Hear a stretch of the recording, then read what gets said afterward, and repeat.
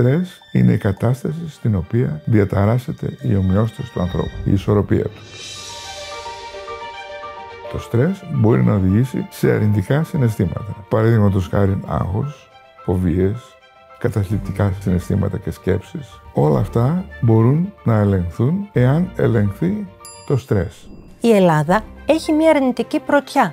Βρίσκεται στο νούμερο 1 της λίστας με τις χώρες που οι κάτοικοι τους έχουν το περισσότερο στρες. Η υπερβολική έκθεση στο στρες έχει συνέπειες στη φυσιολογία μας. Πρώτα απ' όλα καταστέλει το νοσοποιητικό σύστημα και αυξάνονται οι λοιμώξεις. Επιβραδύνεται ο μεταβολισμός και αυξάνεται το σωματικό βάρος με υπερβαρότητα και παχυσαρκία. Έχουμε δυσαπορρόφηση πολλών βιταμινών χρήσιμων για τον οργανισμό και οι επιπτώσεις είναι πολλές, όπως η ξηροστομία, οι στομαχικές διαταραχές, η αϊπνία, η κόπωση, η κακή ενέργεια.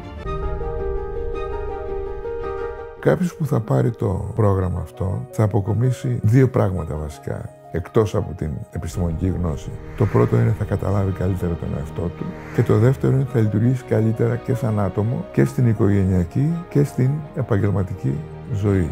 Κάποιος που καταλαβαίνει τον εαυτό του και ξέρει τι πάει να πει στρες, το αναγνωρίζει και στους άλλους και μπορεί να διαχειριστεί καταστάσεις πολύ καλύτερα.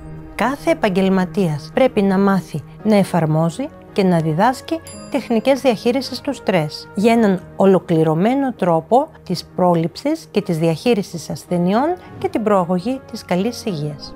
Μέσα από το μεταπτυχιακό εκπαιδεύουμε τους φοιτητές με όλα τα εργαλεία της επιστήμης του στρες, ώστε να παρέμβουμε σε όλους τους τροποποιήσιμους παράγοντες, όπως είναι η κακή διατροφή, η υποκινητικότητα, ο ύπνος, το κάπνισμα.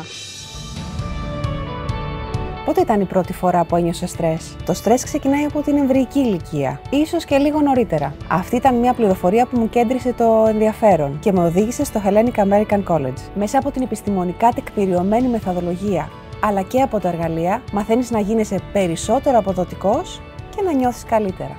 Ως λογοθεραπεύτρια και χωροθεραπεύτρια, δουλεύοντας και με ενήλικες και με παιδιά, είδα πώς το στρες επηρεάζει κάθε τομέα της ζωής, από την ψυχολογία μέχρι και την υγεία. Αυτό λοιπόν ήταν ο λόγος που με οδήγησε στο να θέλω να μάθω περισσότερα για το στρες και κυρίως να μάθω τεχνικές διαχείρισής του.